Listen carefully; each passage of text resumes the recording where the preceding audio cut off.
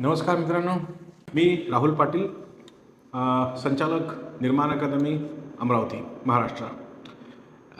मी actually आजचा जो seminar आहे जो विद्यार्थी वर्गाच्या समोरच आहे. तर आजचा सेमिनार जो आहे ना, हा बेसिकली आपण कशा संदर्भात घेतो आहे.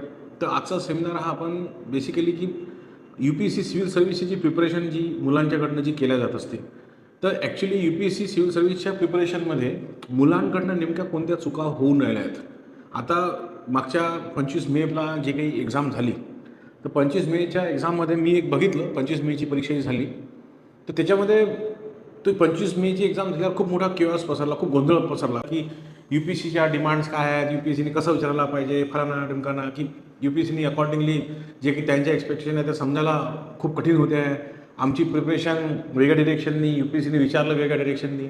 पण ॲक्च्युली मी तुम्हाला सगळ्यांना सांगतो की याच्यासाठी थोडं बहुत जबाबदार आम्ही कोचिंग इन्स्टिट्यूटवालेच आहोत. आम्ही म्हटलं मी म्हणजे मी पण त्याच्यामध्ये आलो आहे.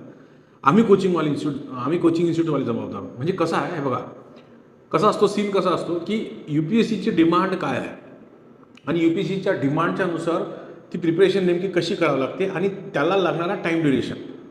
आता आजच्या कंटेक्सने जर बोलायचं म्हटलं तर आज कसं आहे की लोकांना जी काही प्रिपरेशन करायची आहे ना, ती प्रिपरेशन खरं म्हणजे लोकांना खूप कमी वेळेत करायची आहे. म्हणजे आता जी जनरेशन आहे त्यांच्यामध्ये तो जे एक म्हणतो ना आपण की प्रिपरेशन ही खूप कमी वेळेत झाली पाहिजे आणि सिलेक्शन पण लवकरात लवकर टप्प्यामध्ये आलं पाहिजे. तर कसं आहे की ही आमची जबाबदारी आहे तुम्हाला लोकांना सांगणं की ह्या प्रोसेस एवढ्या सोप्या आणि एवढ्या जलद गतीनं होणे शक्य नसते. काळ्या दगडावरची पांढरी रेघ आहे हे सांगतो की या एक्झामच्या प्रिपरेशनला नियर अबाउट 2.5 ते 3 वर्ष लागतात. No doubt. आता ही परीक्षाही तशीच आहे, परीक्षेमधून मिळणारं पद पण तसंच आहे. साहजिक आहे ना की सिव्हिल सर्व्हिस तुम्हाला पास का बरं करायची आहे. सिव्हिल सर्व्हिस पास करून तुम्हाला जे एक जो IAS ऑफिसर किंवा IPS ऑफिसर व्हायचा आहे ते हे की रोजीरोटीसाठी थोडीच व्हायचं आहे. तुम्ही काहीतरी एका सर्वोच्च पदाची अपेक्षा करून आल्या. त्या पदाच्या ज्या डिमांड्स आहेत त्या काहीतरी वेगळ्या आहेत. तुम्ही त्या पदावर गेल्यानंतर हा जिल्हा गव्हर्नमेंट तुमच्या कंट्रोलमध्ये देण्यासाठी तयार आहे. तर गव्हर्नमेंटच्या ज्या आवश्यकता किंवा आयोगाच्या ज्या आवश्यकता असतील तुमच्याकडनं तर त्या अपेक्षा वेगळ्या राहणारच आहे. माझं असं मत आहे की त्या अपेक्षांना डोळ्यासमोर ठेवूनच तुम्ही तुमची प्रिपरेशन केली पाहिजे. आता या प्रिपरेशन प्रोसेसची जर आपण गोष्ट करू तर मी तुम्हाला नाही का सगळ्यात पहिल्यांदा मी असं ठरवलं की तुम्हा लोकांना सगळ्यात पहिल्यांदा आपल्या ज्या 3 स्टेज एक्झाम जी आहे, जसं प्रिलिम्स आहे, मेन्स आहे, इंटरव्ह्यू आहे, तर प्रिलिम्सची डिमांड काय हे डायरेक्ट पहिल्यांदा मी समजून सांगतो. मग त्यानंतर मेन्सची डिमांड काय ते मी तुम्हाला समजून सांगतो आणि त्याच्यानंतर मग आपण नाही का इंटरव्ह्यू बोर्डाकडे आपण जाऊ. इंटरव्ह्यूची डिमांड काय त्याच्याकडे बघू. स्टेप बाय स्टेप जाऊ आपण. ठीक आहे. सगळ्यात पहिल्यांदा आपण बघू. आता समजा आपला हा प्रिलिम्स हा पार्ट आपण सगळ्यात पहिल्यांदा डिस्कस करू. बघा कसं आहे मित्रांनो की प्रिलिम्स जी काही क्लिअर करण्यासाठी जो काही एक या म्हणजे ज्याला म्हणतो आपण सिव्हिल सर्व्हिसची जी काही एक प्रिपरेशनची जी काही लेवल आहे ती माझं मत आहे की सगळ्यात पहिल्यांदा समजून घेतलं पाहिजे. आता ह्या प्रिलिम्सच्या तयारीच्या जे काही स्टेप्स आहेत तेवढ्या स्टेप्स मी तुम्हाला सांगेल. स्टेप्स आता बघा, मी हा जो काही सेमिनार आहे ना किंवा हे जे काही मी लेक्चर घेतो आहे ना, हे लेक्चर फक्त तुम्हाला एक आयडिया येण्यासाठी आहे की आपण ह्याची प्रिपरेशन जर करण्याचा जर का डोक्यात विचार करत असाल तर आपल्या स्टेप्स कशा जातील. म्हणजे प्रत्येक स्टेजच्या ज्या डिमांड आहेत त्या खूप वेगळ्या आहेत. ठीक आहे ना. ओके. जसं आता प्रिलिम्स सगळ्यात पहिल्यांदा माझं असं मत असते की सगळ्यात पहिल्यांदा याची पहिली स्टेप जी आहे तर ती आहे तुमची रिअरेंजमेंट ऑफ सिलेबस. सगळ्यात पहिली स्टेज तुमची ही आहे की तुम्ही सिलेबसला अरेंज करून घेतलं पाहिजे. प्रत्येक सेक्शन जो आहे या सिलेबसमधला प्रत्येक सेक्शन जो आहे तर प्रत्येक सेक्शनची एक फ्रेम तयार करून घेतली पाहिजे. आता याची जी की फ्रेम जी कोणती तुम्ही तयार करता तर तुम्ही ऑटोमॅटिकली ही फ्रेम तयार केल्यानंतर तुम्ही ऑटोमॅटिकली तुमचं जे रिडिंग जे काही करायचं आहे ते रिडिंग तुम्ही त्या फ्रेमच्या बाउंड्रीमध्ये ठेवता. मी ज्याला म्हणतो आपण की वाचायचं भरपूर आहे पण वाचताना हे पण तर समजलं पाहिजे ना की कोणती गोष्ट आपल्या कामाची आहे आणि कोणती गोष्ट आपल्या कामाची नाही. म्हणजे पहिली स्टेज आपण म्हणतो आपण रिअरेंजमेंट ऑफ सिलेबस, म्हणजे तुमच्या सिलेबसची जी फ्रेम आहे ती व्यवस्थित आखून घेतल्या गेली पाहिजे. पहिली स्टेप म्हणून आपण. दुसरी स्टेप इथे म्हणून आता आपण एक तुमचं जे रिडिंग आहे ते खूप मोठ्या स्केलवर म्हणजे एक अतिशय व्हास्ट अशा पद्धतीचं हे रिडिंग तुमचं ऑटोमॅटिकली चालू होऊन जाईल. आता हे इथे रिडिंग कोणतं काय करायचं याचे जे काही डिटेल्स आहेत ते मी तुम्हाला वेगळ्या याच्यामध्ये सांगून आपल्या ब्राउचर्समध्ये वगैरे तुम्हाला मी सांगितलंच आहे. ते एक व्हास्ट रिडिंग करण्याची खूप जास्त गरज असते. हे व्हास्ट रिडिंग जे आहे ना इथे थोडीशी गडबड होते म्हणजे मुलांची. ती गडबड म्हटलं म्हणजे कसं आहे की इथं व्हास्ट रिडिंग म्हटलं म्हणजे नेमकं काय, त्याच्यात एक ठरलेलं मटेरियल आहे ज्याला आपण बुक्स म्हणू. म्हणजे हा जो सिलेबस आहे याची जी फ्रेम आपण तयार करतो आहे ही फ्रेम अशा ठरलेल्या पुस्तकांमधूनच कव्हर करावं लागते. इथे गडबड काय होऊन राहिली की आम्ही कोचिंगवाले काय करत असतो, म्हणजे जनरल मी सांगतो तुम्हाला, दिल्लीवाल्यांची पण हीच पद्धत असते, दिल्लीमधल्या लोकांची पण. ते काय करतात की त्यांच्या कोचिंग इन्स्टिट्यूटचं मटेरियल, म्हणजे जे कसं प्रिंट मटेरियल असते त्याचे छोटे छोटे बुकलेट्स आहे प्रत्येक सेक्शनची, ठीक आहे, टोटल सिलेबसवरचे तेवढे बुकलेट, याच्या सोबतीला व्हिडिओ एक्सप्लेनेशन, बस या 2 गोष्टींच्या आधारावर ते मुलांना सांगतात की याच्यातून तुमची प्रिलिम्स क्लिअर होऊन जाईल. हीच सगळ्यात चुकीची मेथड आहे. मी तुम्हाला सांगतो की तुम्हाला प्रिलिम्स क्लिअर करण्यासाठी एक अमाऊंट आहे, म्हणजे वाचनाचा एक ठरलेले पेजेस आहेत किंवा ठरलेल्या गोष्टी आहेत, ते तुम्हाला वाचावंच लागतात. आणि याच्यामध्ये होऊन काय राहिलं आहे की मुलं वाचण्यापेक्षा ह्या सगळ्या गोष्टी व्हिडिओजच्या थ्रू, म्हणजे त्यांनी दिलेला जो काही व्हिडिओ आहे तो व्हिडिओ बघून प्रिपेअर करण्याचं प्रकरण वाढलेलं आहे. म्हणण्याचा अर्थ कसं की तुम्ही जे काही प्रिपरेशन करत असाल तर त्या प्रिपरेशनमध्ये तुम्ही स्वतः गोष्टी न वाचता त्या व्हिडिओच्या थ्रू तुम्ही त्या ग्रॅब करायचा प्रयत्न करता. लक्षात ठेवा मित्रांनो, दुसऱ्याचं ऐकणं आणि स्वतः वाचणं या 2 गोष्टींमध्ये जे या माइंडसेटचं जे डेव्हलपमेंट होत असते ते खूप वेगळं असते. दुसऱ्याचं ऐकणं म्हणजे आपली बाउंड्री निश्चित होऊन जाणं, आणि स्वतः रीड करणं म्हटलं म्हणजे काय की तुम्ही स्वतः रीड करताना तुमचा हा जो काही एक म्हणतो आपण मेंटल लेबर प्रोसेस जी आहे ती तुम्ही स्वतः करता. म्हणजे गोष्टींना समजून घेणं, गोष्टींना वाचताना UPSCच्या डिमांडच्या अकॉर्डिंगली त्याला कव्हर करणं. आणि पुस्तकांचा जो काही प्रकार आहे, पुस्तकं जेवढे तुम्ही व्यवस्थित वाचले तर ऑटोमॅटिकली ही गोष्ट लक्षात ठेवेल की पुस्तकं जेवढे वाचते तुम्ही तर तुमचा जो माइंडसेट आहे त्या सिलेबसच्या पॉईंट ऑफ व्ह्यूने हा खूप वेगळा तयार होतो. आता याच्या संदर्भामध्ये फास्ट रिडिंगच्या संदर्भामध्ये मी एक सेपरेट एक लेक्चर तुम्हाला देईल, त्याच्यामध्ये मी तुम्हाला ते एक्सप्लेन करून सांगेल, ठीक आहे. पुढची जी स्टेज आहे ही फास्ट रिडिंग करताना ती म्हणजे कसं आहे की तुम्हाला एक खूप मोठा फॅक्च्युअल डाटाबेस, खूप मोठा म्हटलं मी, हा खूप मोठा फॅक्च्युअल डाटाबेस तुम्हाला तयार करावा लागतो. याच्यासोबत तुमची कॉन्सेप्च्युअल क्लिअरिटी, ठीक आहे, ही कॉन्सेप्च्युअल क्लिअरिटी हा एक जो प्रकार आहे, factual database plus conceptual clarity, या दोन्ही गोष्टी तुम्हाला एकत्र करावं लागतं. म्हणजे तुमचा फॅक्च्युअल डाटाबेस हा खूप व्हास्ट असणं, जर का सिव्हिल सर्व्हिसची प्रिलिम्स जर क्लिअर करायची असेल तर हे कंपल्सरी आहे, खूप मस्ट आहे. आणि ॲक्च्युली काय आहे की कोचिंग क्लासेसचे जे काही मटेरियल असते, कोचिंग क्लासेसचे जे बुकलेट्स असतात किंवा कोचिंग क्लासेसमध्ये जे शिकवल्या जाते, जो टाईम स्पॅन जनरली मी पाहिला आहे मुलांचा की 1 सव्वा वर्षाचा असतो, तेवढ्या 1 वर्षामध्ये हा डाटाबेस व्हास्ट करणं खूप कठीण काम आहे. पण जेवढं सांगितलं जाते कोचिंग इन्स्टिट्यूट्समध्ये किंवा जेवढ्या नोट्स दिल्या जातात तेवढं वाचूनच मुलांना असं फील होते की हेच तर वाचन मी भरपूर केलेलं आहे, म्हणजे याचा अर्थ की मी वाचन भरपूर झालेलं आहे, एवढ्या वाचनामध्ये तर माझा पेपर फिट होऊन जायला पाहिजे. याला म्हटलं जातं, मी शब्द तुम्हाला सांगता मिटून टाकेल मी, याला म्हटलं जाते अकॅडमिक अप्रोच. अकॅडमिक अप्रोच म्हटलं म्हणजे कसं, आपली 10th आणि 12th एक्झाम्स कशा असतात, ठरलेल्या नोट्स आहेत तेवढ्याच वाचायच्या, आणि तेवढ्या वाचल्या की लगेच त्याच्यावर कसे प्रश्न येणार ही माहिती, म्हणजे जाऊन फक्त आन्सर पुटअप करायचा आहे. तर हा जो अकॅडमिक अप्रोच घेऊन जेव्हा मुलं तयारी करतात ना, इथं त्यांचा घात सर्वात जास्त होतो. म्हणजे काय होते, याच्यात आम्ही कोचिंगवाले जबाबदार आहोत. म्हणजे त्याचा अर्थ कसं की त्या मुलांना असं सांगणं मुलांना की बघ एवढं वाचा, बस एवढ्यातनंच हे होऊन जाईल. आणि मुलांची इच्छा अपेक्षा तर ही असतेच की जास्त मेंटल लेबरचा प्रकरण तुम्ही आम्हाला सांगू नका, जे काही वाचायला सांगतात ते असं वाचायला सांगा की जेव्हा एवढं वाचलं याच्यातनं येईल आणि तुमचं गेम क्लिअर घेऊन जाईल. आणि याचाच फायदा मार्केटमध्ये हे सगळे कोचिंग इन्स्टिट्यूटवाले उचलून राहिले. कारण कसं आहे की तुम्हाला जेवढं आम्ही इझी वेमध्येच किंवा इझी मोडमध्येच तुम्हाला जर का ठेवलं तरच तर तुम्ही ऑटोमॅटिकली आमच्यावर इन्सिस्ट कराल की आमच्या बोलण्यावर विश्वास ठेवा. जर तुम्हाला खूप मोठं लेबोरियस जर का मी वाचन करायला जर का सांगितलं तर ऑटोमॅटिकली तुमचा माइंडसेट चेंजेस होऊन जाईल की एवढं लेबोरियस वाचायचं तर आम्ही तुमच्याकडे कशाला आलो. बरोबर आहे, क्लिअर आहे, करेक्ट आहे. पण म्हणून माझं असं मत आहे की ह्या अकॅडमिक अप्रोच घेऊन जर फिल्मची तयारी केली तर एक लक्षात ठेवा की फिल्म्स क्लिअर व्हायला भरपूर वेळ लागेल. मी हा जो प्रॉब्लेम आहे आपल्या इकडच्या मुलांमधला हा प्रॉब्लेम मी थोडासा बघितला की हाच प्रॉब्लेम झाल्या कारणामुळे, म्हणजे अकॅडमिक अप्रोचनीच तयारी केल्यामुळे आपल्या इकडच्या मुलांच्या फिल्म्स क्लिअर नाही होत. म्हणजे एक तर रिडिंग सफिशियंट नाही आहे, प्लस जेवढं वाचलेलं आहे ती अकॅडमिक अप्रोचमध्ये ठेवलेलं आहे, त्याच्यामुळे ऑटोमॅटिकली हा फॅक्च्युअल डाटाबेस, हा कॉन्सेप्च्युअल क्लिअरिटी हे त्यांची खूपच कमजोर होऊन जाते. हा एक पार्ट झाला, ठीक आहे. म्हणजे आपलं काम इथं करावं लागते. नंतर याच्यासोबत एक पुढचं जे काम आहे, पुढच्या याच्यामध्ये मी जे एक तुम्हाला जे सांगितलेलं आहे ते म्हटलं म्हणजे कसं की ज्या वेळेला आपण सिलेबस तयार करत असतो प्रिलिम्सचा, तर त्यावेळेस नाही का या सिलेबसला नाही का एक कोरिलेट करण्याची पद्धत आहे. म्हणण्याचा अर्थ का आता आपण प्रिलिम्सचे क्वेश्चन पाहिले असतील तर एक लक्षात घ्यायचं की हे जे प्रिलिम्सचे जे प्रश्न आहेत ना, हे प्रिलिम्सचे प्रश्न असे आयसोलेटेड टाईपचे नसतात. जसं फॉर एक्झाम्पल जॉग्राफी आहे, तर फक्त जॉग्राफीचाच तो प्रश्न होईल नाही. जॉग्रफीच्या त्या प्रश्नाचं उत्तर देत असताना तुम्हाला नियर अबाउट जवळपास तुम्हाला 3 ते 4 म्हणजे जसं असं आपण की थोडं बहुत इकॉनॉमिक्सचं नॉलेज, थोडं बहुत पॉलिटिकल नॉलेज, थोडं बहुत हिस्ट्रीचं नॉलेज, असा 3 गोष्टींचा वापर करून तुम्ही ते जॉग्रफीच्या क्वेश्चनचा आन्सर देऊ शकता. म्हणजे क्वेश्चन विचारण्याची यांची जी पद्धत आहे ना, सिव्हिल सर्व्हिसची जी पद्धत आहे, म्हणजे UPSC वाल्यांची जी पद्धत आहे ती अशा स्वरूपाची आहे की त्या क्वेश्चनचं आन्सर देताना तुम्हाला तो क्वेश्चन सिलेबसमधल्या बाकीच्या टॉपिकसोबत कोरिलेट करता आलं पाहिजे. आणि हे एक टेक्निक आहे, हे एक टेक्निक आहे. हे ज्यावेळेला तुमचं फॅक्च्युअल डाटाबेस कॉन्सेप्च्युअल क्लॅरिटी जेव्हा तुमची होऊन जाते ना, तेव्हा त्याच्यानंतर हा कोरिलेशनवाला जो पार्ट आहे, कोरिलेट करण्याची जे टेक्निक आहे ते डेव्हलप करता येऊ शकते. म्हणजे माझं असं मत आहे की याच्यावर आपण काम करायला पाहिजे. कोरिलेट करण्याचं टेक्निक एक डेव्हलप झालं, त्याच्यानंतर पुढची स्टेप याला म्हणतो आपण की करंट अफेअर्स. ठीक आहे.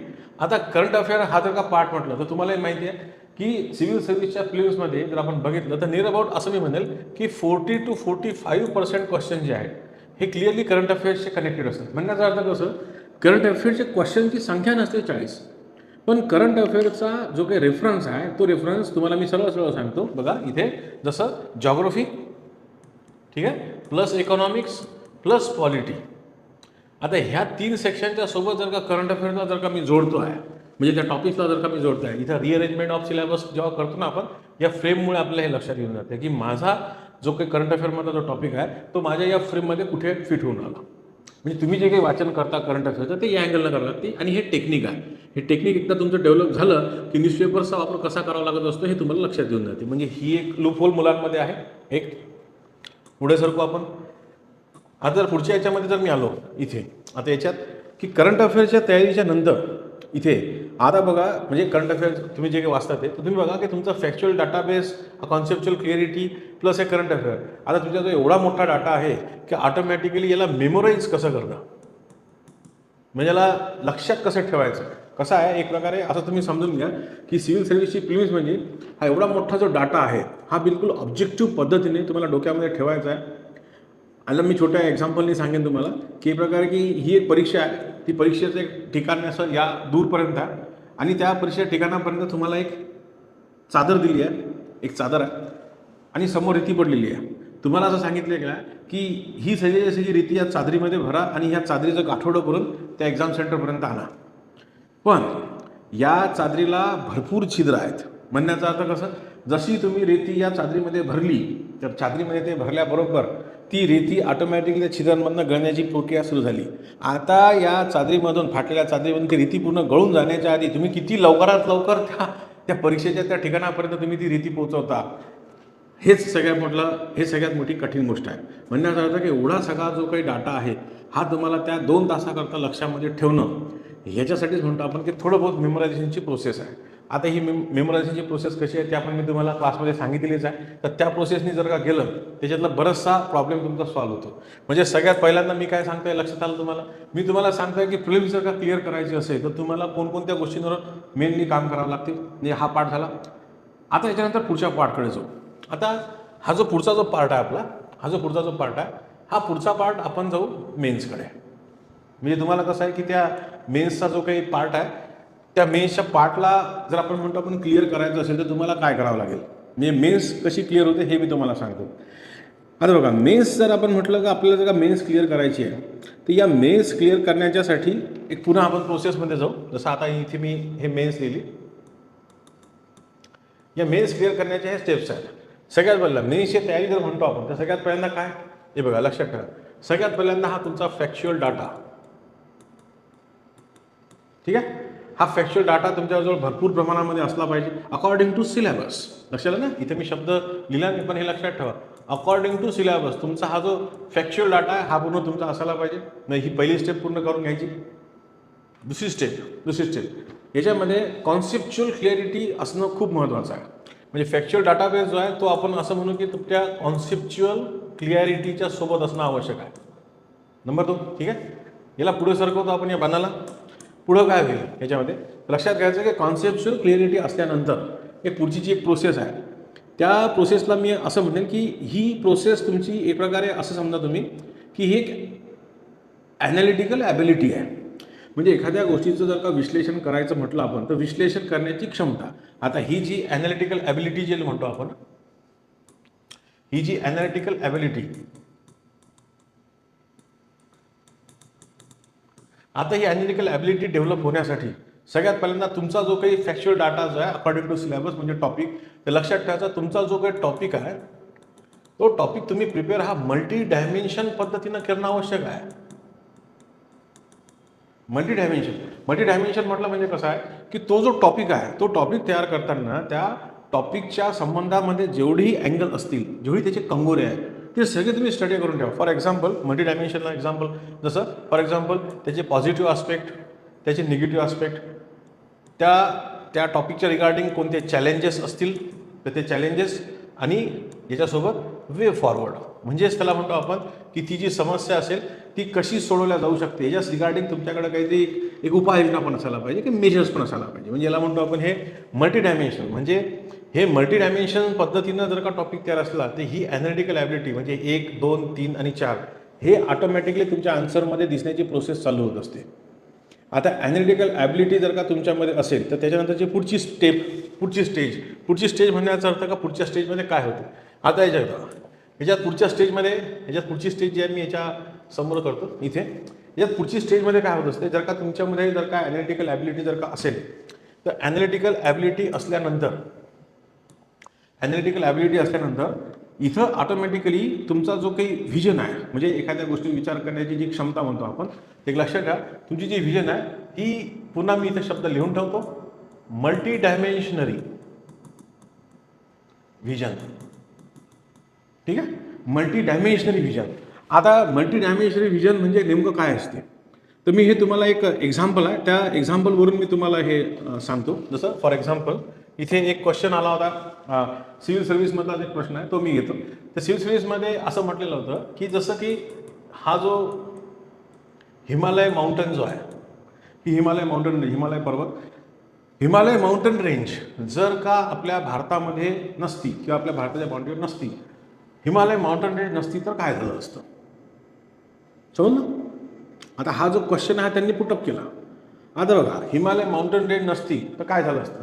एक जनरल आपण पोझिशनमध्ये काय बोलतो हे बघा हिमालय माउंटन रेंज नसती आपण काय बोललो असतो की तुमचा जो काही क्लायमॅटिक चेंज किंवा क्लायमॅटिक कंडिशन्स म्हणू आपण त्याला, तुमच्या ज्या क्लायमॅटिक कंडिशन्स आहेत ना त्या थोड्याशा आणखीन ज्याला म्हणतो आपण एक्स्ट्रीम झाल्या असते. जसं फॉर एक्झाम्पल उन्हाळा जो आहे तो जास्त कडक झाला असता, याच्या सोबतीला हिवाळा जो आहे तो पण जास्त कडक झाला असता. म्हणजे हा एक आस्पेक्ट झाला.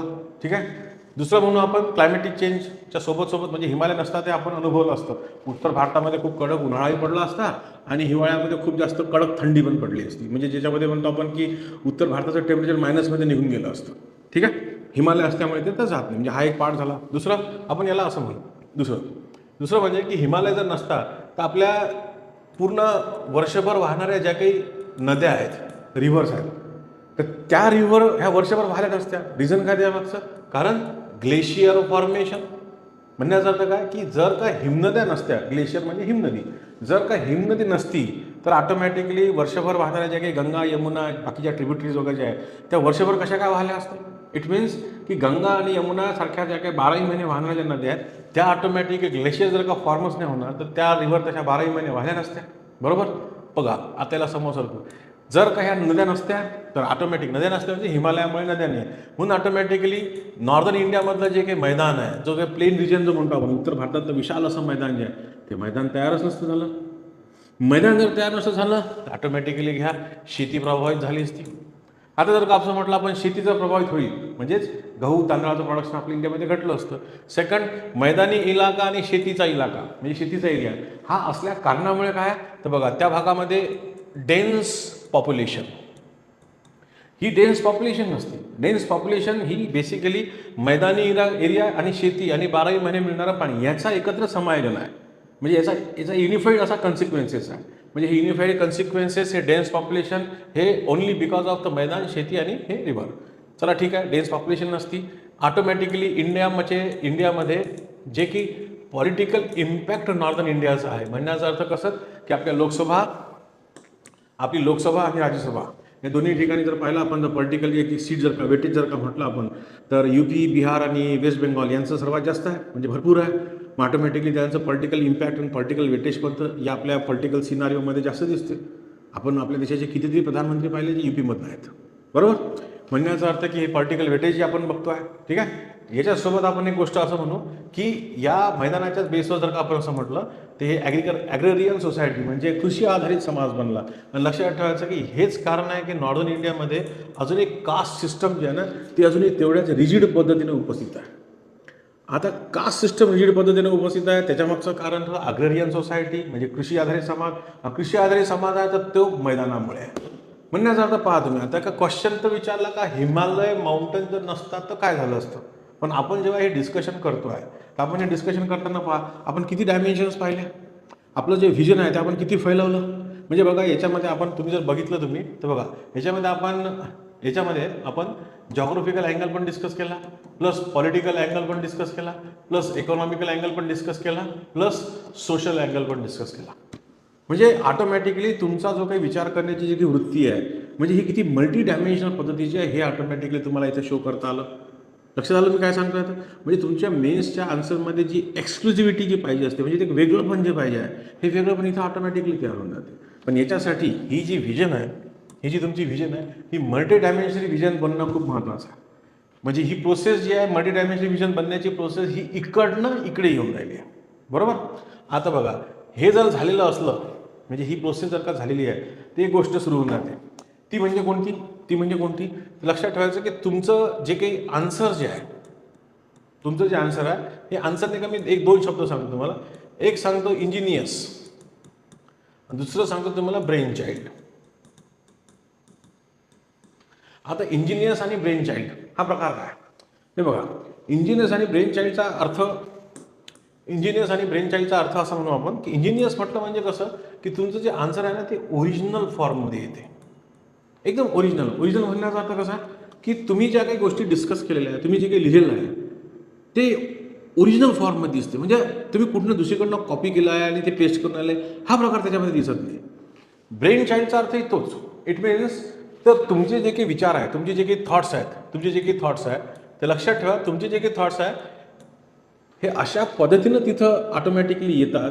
ब्रेन चाइल्ड इट मीन्स की तुमचे थॉट ही बेसिकली प्रॉडक्ट जे आहे हे तुमचं जे प्रॉडक्ट आहे थॉट प्रोसेस म्हणजे तुमचं जे प्रॉडक्ट आहे it means the product is of its your on mental labour. म्हणजे तुमचं जे प्रॉडक्ट आहे तुम्हाला जे काही तुम्ही लिहिलं आहे ते तुम्ही तुमच्या मानसिक विचाराचा परिणाम आहे. म्हणण्याचा अर्थ तुम्ही जो मानसिक त्रास दिला आहे तुम्ही जो मानसिक विचार केलेला आहे तुम्ही त्या प्रोसेसवर जे स्वतःहून विचार केला आहे ज्याला आपण मेंटल लेबर म्हणू आपण त्याला मेंटल लेबर. तर तुमच्या या मेंटल लेबरचा तो परिणाम आहे की तुमचे जे काही विचार आहे ते एकदम तुमचे ओरिजिनल तुमचे आहेत म्हणजेच इंजिनियर्स असं दिसायला लागते. आणि एक लक्षात ठेवा मित्रांनो मी एक गोष्ट स्पष्ट सांगतो तुमच्या आन्सरमध्ये जोपर्यंत एक्सक्लुझिव्हिटी येत नाही या रिगार्डनं तोपर्यंत तुम्हाला बाकीच्यांपेक्षा अर्धा मार्क किती समजा मी अर्धा मार्क किंवा एक मार्क जास्त मिळणं कठीण आहे. पहा कोचिंग इन्स्टिट्यूटचे जर का बुकलेट्स वाचून तुम्ही जर का आन्सर रायटिंगची प्रॅक्टिस केली तर तुमच्या सगळ्यांच्या आन्सर्समध्ये एक तोपणा दिसेल की नाही, कॉमन दिसेल की नाही. सेकंड तुमच्या आन्सर्समध्ये बघा तुम्ही जेव्हा एखाद्याचे विचार जर का तुम्ही तसे लिहिण्याचा प्रयत्न केला किंवा तुम्ही एखाद्याच्या नोट्स वाचून आन्सर लिहिण्याचा प्रयत्न केला तर ते ऑटोमॅटिकली एक प्रकारचं बुकिश आन्सर दिसते. बुकिश मीन्स की ते एक प्रकारचं कॉपी पेस्ट दिसते. आणि एक लक्षात ठेवा की UPSCमध्ये बुकिश आन्सर जरी ते करेक्ट असलं तरी त्याला जास्त मार्क्स मिळत नाही. म्हणजे ॲव्हरेज मार्क्स म्हटलं तरी चालते. मग आता तुम्ही म्हणाल की इथं आम्ही काय करायला पाहिजे तर इथं मी जे सांगितली तीच प्रोसेस की तुम्हाला ही जी तयारी जी आहे आपण जी मेन्सची म्हणतो या प्रोसेसने केल्यानंतर तुम्हाला या अँगलने थोडं बहुत त्या गोष्टींवर काम करणं. ते कसं काम करायचं ते मी तुम्हाला सांगतोच असतो. म्हणजे तुमच्या आन्सर्समध्ये थोडीशी एक्सक्लुझिव्हिटी येणं हा झाला एक पार्ट. नंतर जाऊ आपण पुढच्या पार्टमध्ये की हे झाल्यानंतर पुढं कोणत्या गोष्टीवर काम करावं लागत असते तुम्हाला तर ते म्हटलं म्हणजे तुमचं जे काही रायटिंग स्पीड जो आहे हा रायटिंग स्पीड नाही का लक्षात ठेवा along with this type of thinking. म्हणजे तुम्ही जे काही आन्सर लिहून राहिला ना तर पहिली गोष्ट की तुमच्या आन्सर लिहिण्याचा जो काही स्पीड आहे तो खूप जास्त पाहिजे. पण हा आन्सर लिहिण्याचा जो स्पीड आहे हा तुम्हाला तुमच्या डोक्याच्या त्या विचार करण्याच्या ज्या स्पीड आहे त्याच्यासोबत तुम्हाला मॅच करायचा आहे. इट मीन्स की तुमचं जे काही आन्सर तुम्ही लिहिता आता मी पाहतो बऱ्याच लोकांना की आन्सर लिहिताना प्रस्तावना म्हणजे एक इंट्रोडक्टरी पार्ट कसा असायला पाहिजे, मग मेन कंटेंट कसा असायला पाहिजे, मग कन्क्ल्युजन कसं असायला पाहिजे. हे तर झालं मोठी झालं. पण तुम्हाला खरं सांगतो मित्रांनो की त्या 3 तासामध्ये जे आपल्याला प्रश्न लिहायचे आहेत सगळे लिहायचे आहेत 20 प्रश्न पूर्ण लिहायचे आहेत तर तुम्हाला सांगतो मित्रांनो की त्या प्रोसेसमध्ये आपल्या आन्सर्समध्ये एक्सक्लुझिव्हिटी आणण्यासाठी आपल्याला ते सगळंच्या सगळं जे काही लिखाण आहे ते सगळं ओरिजिनल फॉर्मॅट म्हणजे तुमच्या स्वतःच्या बॉटम ऑफ हार्टपासून लिहिणं महत्त्वाचं आहे. तुम्ही जर तशा पद्धतीनं जर ते लिहिलं असेल तरच ऑटोमॅटिकली तुम्हा लोकांना त्या मेन्समध्ये अर्धा एक मार्क प्रत्येक प्रश्नामध्ये बाकीच्यांपेक्षा जास्त मिळू शकतो. आणि हाच अर्धा मार्क लक्षात ठेवा तुमचं सिलेक्शन होईल का नाही हे डिसाईड करत असतं. म्हणजे मेन्समधली ही जी प्रोसेस आहे आता याला तुम्ही ही आन्सर रायटिंगची प्रोसेस म्हणजे स्पीडली आन्सर रायटिंग प्लस ही प्रोसेस यालाच आपण आन्सर रायटिंग स्किलचा प्रोग्राम म्हणू शकतो. ठीक आहे. लक्षात आलं की मेन्सची तयारी ही तुमची अशा पार्टमध्ये इथे एंड होऊन राहिली आहे. कशाला म्हणजे तुम्ही ज्यावेळेला हे अशा पद्धतीनं ज्यावेळेला हे लिहाल ज्यावेळेला अशा पद्धतीनं जेव्हा तुम्ही तयारी कराल तर तुमची मेन्सची तयारी ही एक्झॅक्टली या इकडनं सुरू होऊन या इथे संपते. ठीक आहे. आता आपण जाऊ पुढच्या स्टेजकडे. पुढची जी स्टेज आहे ही पुढची स्टेज आहे तुमची ही इंटरव्ह्यूवाली. ठीक आहे. आता मी इथे इंटरव्ह्यूच्या बाबतीत बोलतो.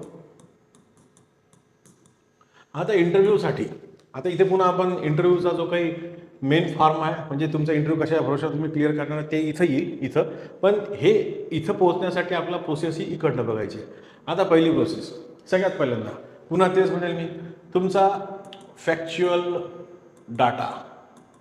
ठीक आहे. प्लस कॉन्सेप्च्युअल क्लिअरिटी हे तर तुमचं मस्ट म्हणजे पहिली स्टेप पुन्हा आपण. ठीक आहे.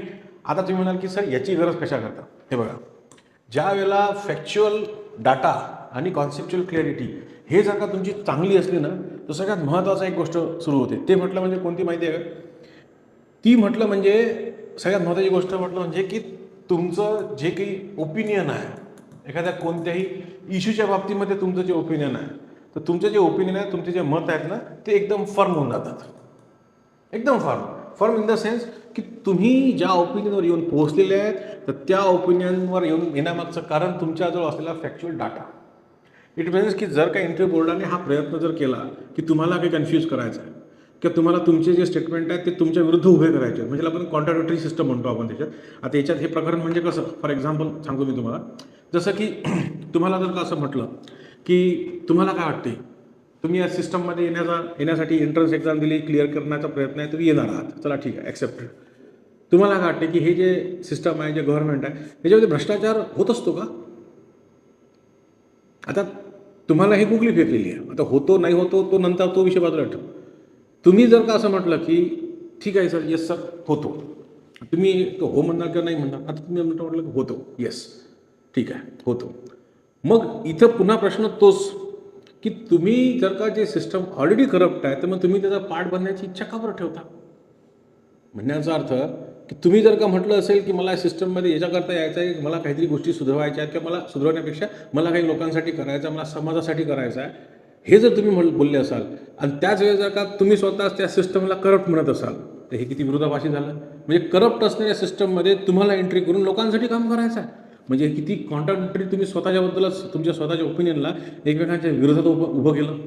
तर असा जो प्रकार आहे हा प्रकार होऊ नये म्हणून याच्याकरता आपले जे ओपिनियन ना ते एकदम फर्म असतं खूप गरजेचं आहे. जर का ओपिनियन फर्म असले तर ऑटोमॅटिकली कसं आहे की तुम्हाला एक्सप्लेन करताना तुम्ही स्वतः जेव्हा बोलत असता तर त्यावेळेस तुम्ही हा फॅक्च्युअल डाटा ठेवून बोलू शकता याचा फायदा होतो. म्हणजे ही एक गोष्ट म्हणतो आपण. आता याच्यात पुढची गोष्ट जर म्हटलं आपण इंटरव्ह्यू क्लिअर करण्यासाठीची पुढची गोष्ट ते म्हटलं म्हणजे लक्षात ठेवा याच्यामध्ये प्रेझेंटेशन स्किल. हे बघा तुम्हाला तुमचं व्यक्तिमत्व दाखवायचं आहे बरोबर.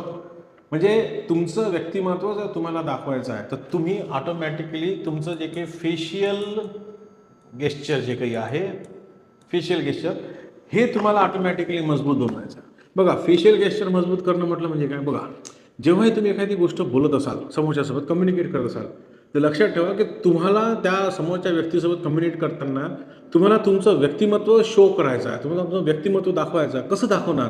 बघा ज्या ठिकाणी तुम्हाला एखाद्या वेळेला जसं फॉर एक्झाम्पल आता मी बोलतो तुमच्याशी मी काही गोष्टी तुम्हाला सांगतो आहे. बघा मी कोणकोणत्या गोष्टीचा वापर करतो आहे. मी डोळ्याचा वापर करतो आहे माझे डोळे मोठे लहान करतो आहे.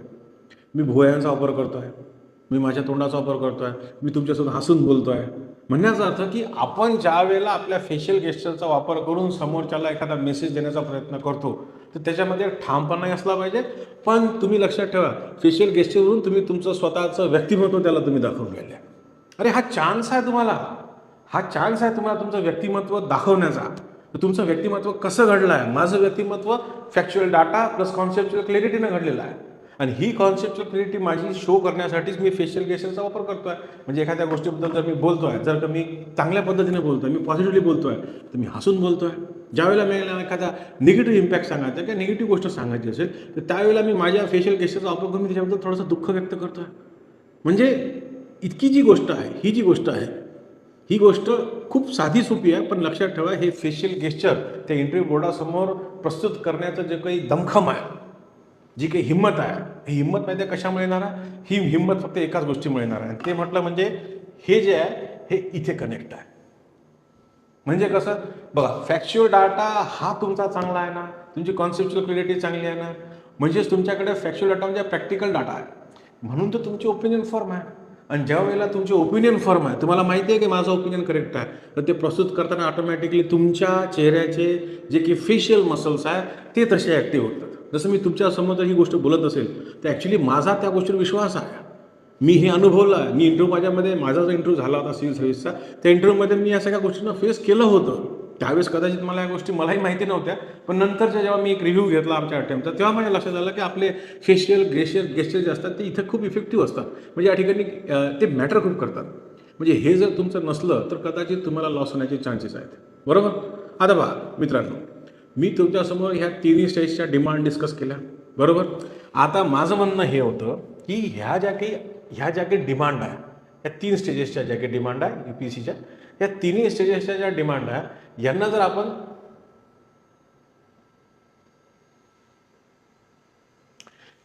का आपण व्यवस्थित जर का बघितलं, या डिमांडचं जर का आपण व्यवस्थित बघितलं, म्हणजे प्रिलिम्समध्ये तुमची डिमांड कशी आहे, तर बघा प्रिलिम्सची डिमांड जोपर्यंत तुम्ही फुलफिल करत नाही तोपर्यंत तुम्ही मेन्सच्या स्टेजवर येऊ शकत नाही.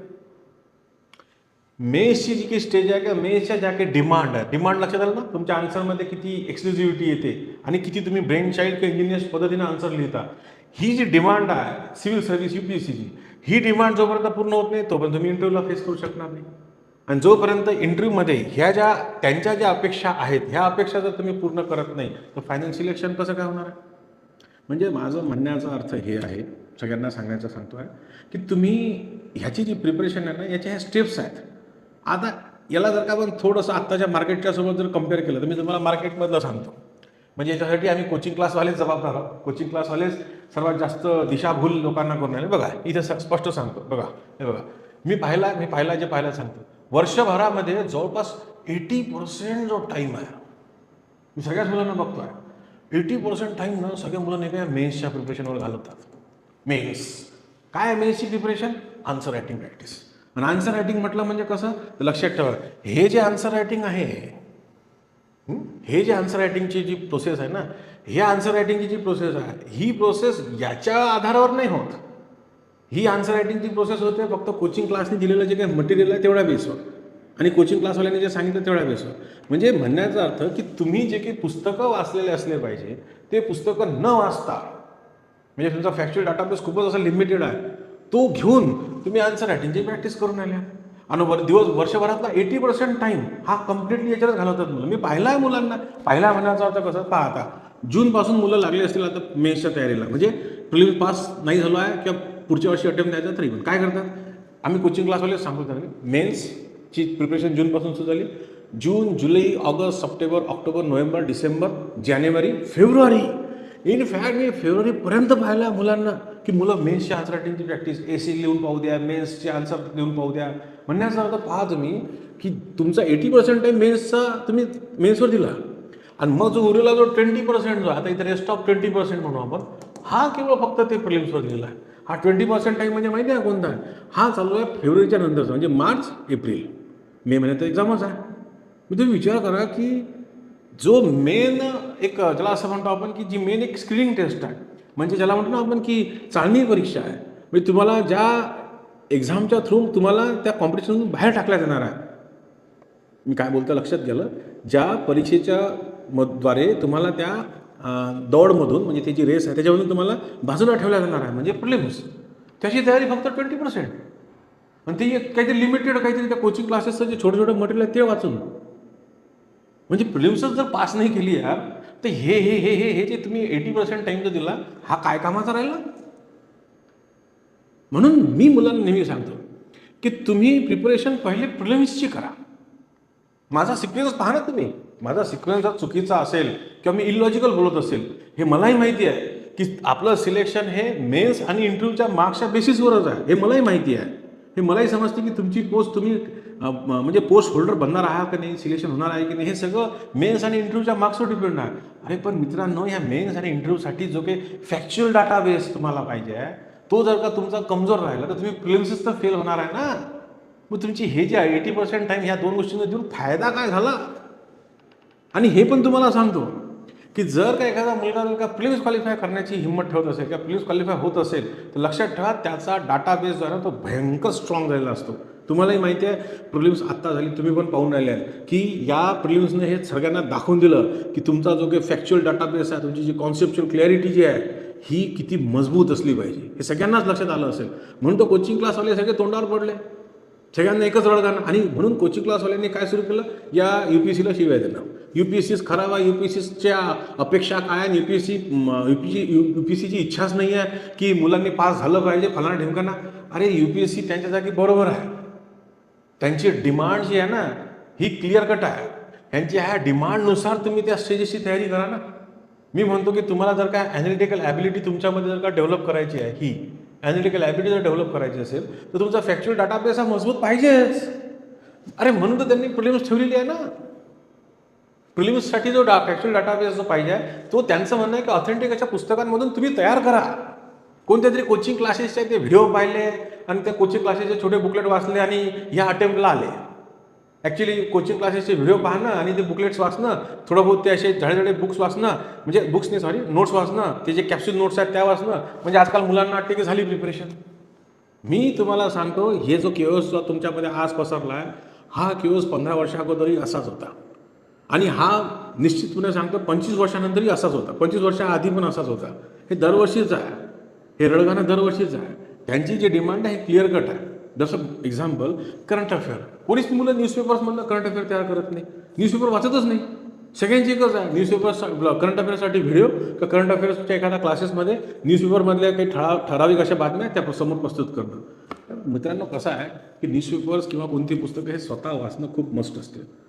कोणतीही गोष्ट लक्षात ठेवा, आपण ह्युमन बिंगचं जे काही डेव्हलपमेंट जे काही इव्हॉल्युशन जे काही झालेलं आहे हे लक्षात ठेवा.